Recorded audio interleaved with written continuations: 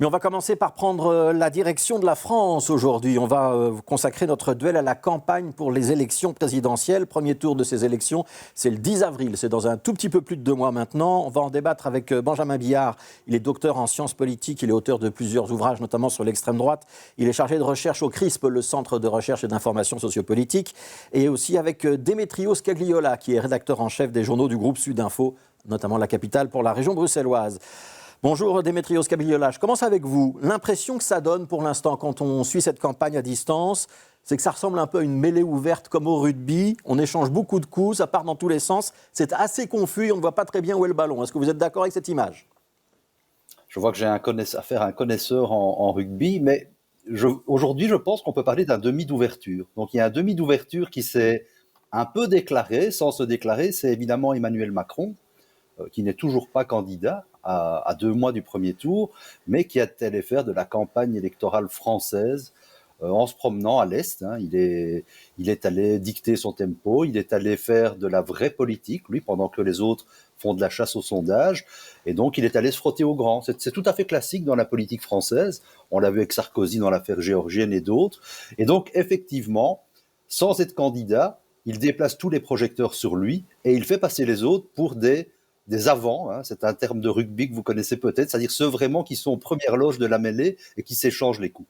Voilà, et on attend que le ballon arrive jusqu'au demi d'ouverture. C'est une question de semaine probablement avant d'avoir la déclaration officielle de candidature du président sortant. On va regarder un graphique si vous voulez bien, ça va être éclairant pour tout le monde. Ce sont les intentions de vote. Alors on s'est basé sur un sondage récurrent qui est celui de l'Institut Ipsos Sopra pour France Info et Aujourd'hui en France. Alors on commence par le bas du tableau, avec cette courbe rose, c'était celle d'Anne Hidalgo qui avait commencé à 8% en septembre 2021, qui est maintenant à 3%. Candidature récente de Christiane Taubira. Et puis on voit au-dessus les courbes de Yannick Jadot, 8%, Jean-Luc Mélenchon, 9%, courbe relativement plate. La courbe d'Éric Zemmour qui repart à la hausse, qui est maintenant à 14% d'intention de vote. Et puis la courbe de Marine Le Pen qui, elle, est en baisse à 14% d'intention de vote. On a Valérie Pécresse qui est en hausse depuis un certain temps maintenant et qui se trouverait donc en deuxième position d'intention de vote. Et effectivement, la courbe qui plane tout en haut, c'est celle d'Emmanuel Macron, pas encore officiellement candidat à 24%. Benjamin Billard, on est quand même dans une situation un petit peu intermédiaire. Je voudrais d'abord avoir votre avis sur l'idée qu'il y aura peut-être des ralliements ou des renoncements dans les semaines qui viennent. La courbe qu'on vient de montrer, ils vont tous aller jusqu'au bout ou il y en a certains qui vont raccrocher leur candidature avant terme? Alors, il est toujours difficile, bien sûr, d'anticiper sur ce qu'il peut se produire, sachant que dans une campagne électorale, et particulièrement dans le cadre de la campagne pour l'élection présidentielle française, il y a de multiples rebondissements, je dirais. Pensons d'ailleurs en 2017, avec la certitude affichée dans un certain nombre de médias et autres d'ailleurs, de voir Alain Juppé finalement percoler dans le cadre des sondages, mais également lors de l'élection présidentielle, et puis un retournement de situation tout à fait inattendu. Je pense qu'il y a quand même 3 éléments majeurs finalement à retenir de l'état des sondages actuels. Le premier, c'est la force de l'extrême droite.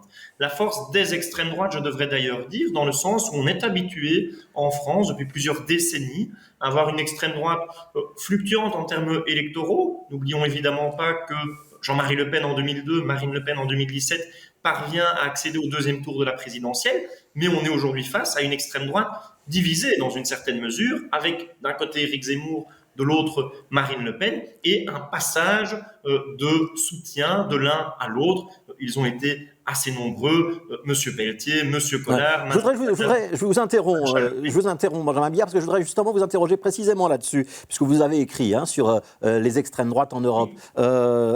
28% d'intention de vote à eux deux, 14 plus 14, c'est quand même assez important. On voit Éric Zemmour qui axe sa campagne sur des thèmes très très droitiers, le remplacement national, un discours très identitaire, et Marine Le Pen qui fait beaucoup d'efforts pour présenter une façade plus respectable et plus consensuelle. Est-ce qu'on peut les imaginer à un moment ou un autre, se désister l'un pour l'autre, ou ce sont maintenant 2 programmes et 2 familles politiques différentes, avec en plus des inimitiés personnelles qui font qu'ils ne pourront plus se réunir. Votre avis là-dessus, puis je poserai la même question à Démétrio Scagliola.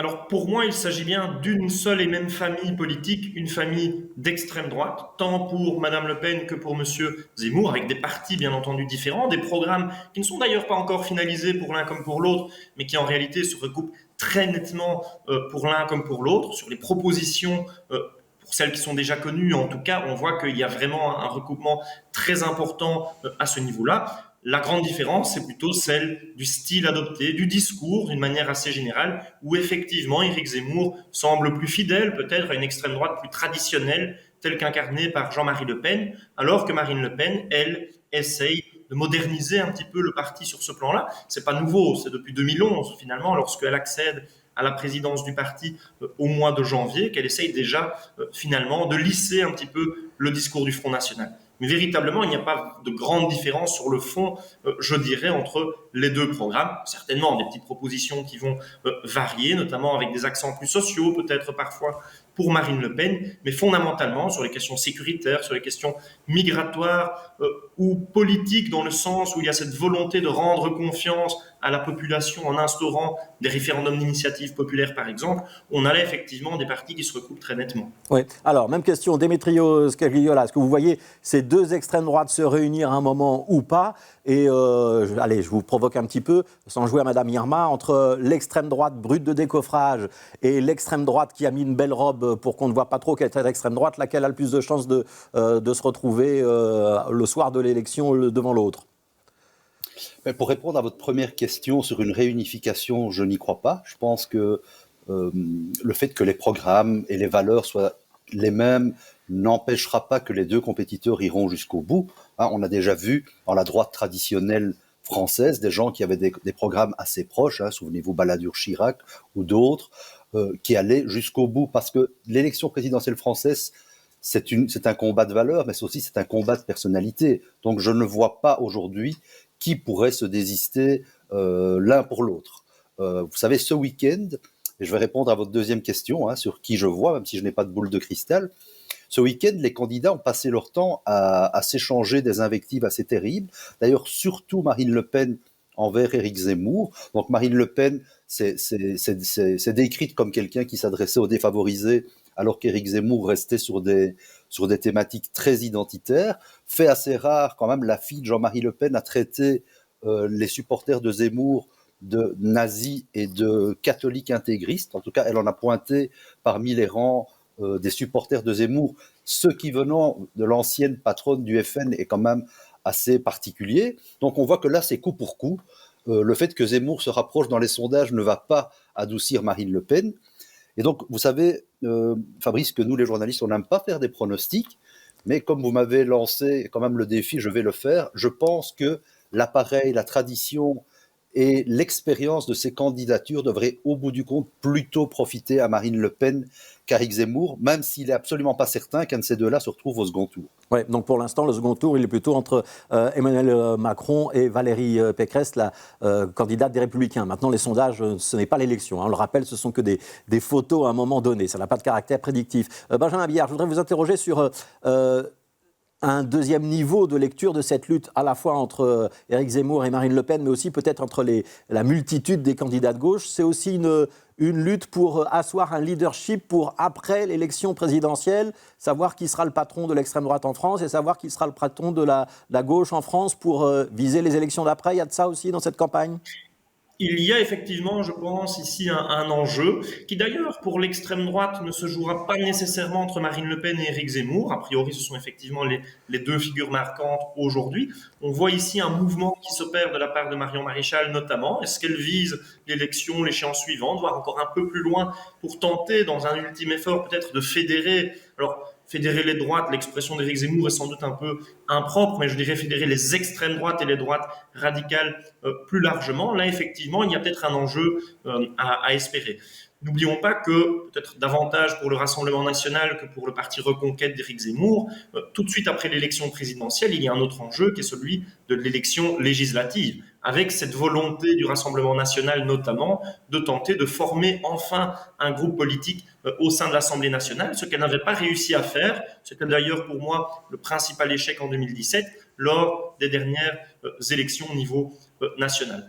Pour la gauche, je pense que l'enjeu, effectivement, est également celui de retrouver finalement un leader capable de réunir d'une certaine manière la gauche et de retrouver certainement ce qu'elle avait l'habitude d'être, c'est-à-dire un acteur central dans le jeu politique français, place qu'elle semble avoir perdue essentiellement au niveau national. Si on regarde au niveau régional ou au niveau local, ça peut encore être discuté, mais très clairement, depuis les élections de 2017, cette formation politique a perdu beaucoup sur le plan financier, mais aussi sur le plan humain, sur le plan des soutiens sur lesquels elle pouvait compter. Il est donc nécessaire pour elle de retrouver un leader capable finalement de rassembler, de ramener les troupes d'une certaine manière. Ouais, Démétrios Scagliola, vous le voyez émerger ce leader, parce que quand on additionne l'ensemble, on est à plus de 20% d'intention de vote. Donc, c'est-à-dire que la gauche, dans son ensemble, elle pourrait peser sur ces élections, et pour l'instant, elle ne pèse pas du tout. Est-ce que là aussi, il va y avoir un moment un petit peu de nettoyage et de clarification dans le camp de gauche, ou est-ce que vous n'y croyez pas, et on aura la plupart de ces candidats qui vont aller jusqu'au bout? Non, je n'y crois pas. Je pense que certains candidats pourraient se désister de guerre lasse, et puis il y a quand même quelques obstacles sur leur route. Ouais. On va peut-être rappeler quand même que si on ne fait pas 5% le soir de l'élection, on n'est pas remboursé de ses dépenses de campagne. Ça peut faire réfléchir. Donc je pense effectivement que des candidats pourraient jeter le gant. Quant à la recomposition du camp de la gauche après cette élection, je n'y crois pas non plus, parce que vous savez, maintenant, ça fait quand même quelques années que la gauche, je veux dire depuis grosso modo la fin de l'ère Hollande, se cherche un leader. La gauche, historiquement, s'est toujours caractérisée par ses particularismes et ses divisions. Ça ne remonte pas à une histoire récente. C'est l'histoire de la gauche qui est traversée par ses divisions, par ses particularismes, qui ont parfois eu des conséquences assez importantes sur le cours de l'histoire.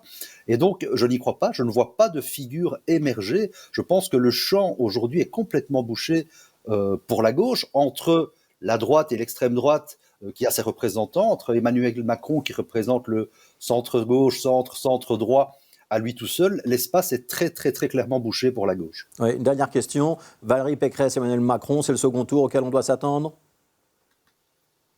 Démétrios Scagliola? Je pense que si on se fie au sondage, il y a quand même une toute petite stabilisation dans cette direction. Après cela, je pense que le combat un peu obsessionnel entre les deux coqs de l'extrême droite pourrait en laisser un, non pas sur le tapis, mais quand même en mauvais état. Et là, on ne peut pas exclure qu'à un moment donné, l'un ou l'une des deux siphonne les voix de l'autre. Donc, je pense que absolument rien n'est joué pour la deuxième place. Oui, donc embuscade pour l'extrême droite, si j'ai bien compris. Benjamin Billard mène une analyse où le chemin de l'élection est encore assez long, 2 mois, il peut se passer encore beaucoup de choses. Oui, la même analyse, et je pense effectivement qu'en quelques semaines encore d'ici la fin de cette campagne présidentielle, il peut potentiellement se passer encore beaucoup de choses. Pour l'extrême droite, peut-être juste pour rebondir rapidement là-dessus, n'oublions pas aussi que chacun, finalement, Éric Zemmour et Marine Le Pen, ont certes partagé un électorat partiellement commun, favorable à des restrictions en matière migratoire ou un renforcement sécuritaire, mais essaye aussi de capter des voix. Marine Le Pen plutôt à gauche. D'ailleurs, lors de sa convention présidentielle de samedi, elle a mis en évidence certains anciens militants, notamment de la France insoumise, qui aujourd'hui ont rejoint le Rassemblement national, alors qu'Éric Zemmour, dans une posture plutôt élitiste, a davantage tendance, je dirais, à aller chercher, en tout cas c'est sa volonté, des voix, y compris au sein de la droite plus traditionnelle. Bah voilà, mais on va en rester là pour aujourd'hui. On aura forcément d'ici 2 mois l'occasion d'en redébattre. Merci Démétrios Scagliola et Benjamin Billard.